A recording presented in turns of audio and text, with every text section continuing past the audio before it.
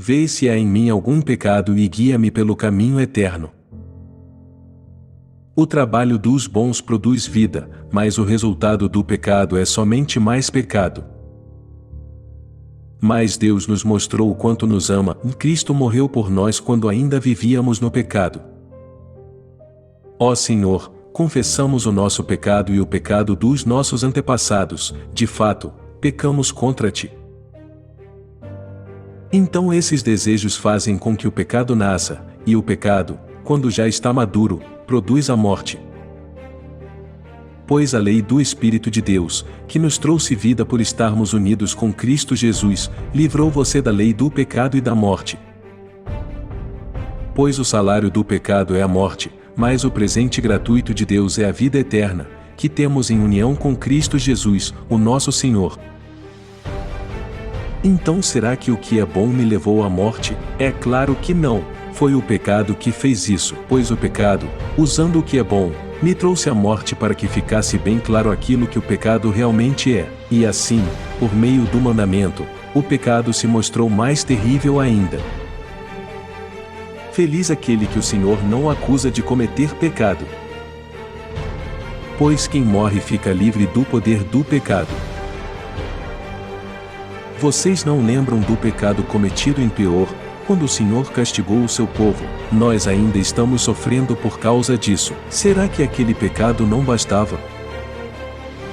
Elas não teriam nenhum pecado se eu não tivesse vindo e falado a elas. Mas agora essas pessoas não têm desculpa para o seu pecado. Antes de a lei ser dada, já existia o pecado no mundo, porém, quando não existe lei, Deus não leva em conta o pecado. Porém o pecado se aproveitou dessa lei para despertar em mim todo tipo de cobiça, porque, se não existe a lei, o pecado é uma coisa morta. O que dá à morte o poder de ferir é o pecado, e o que dá ao pecado o poder de ferir é a lei.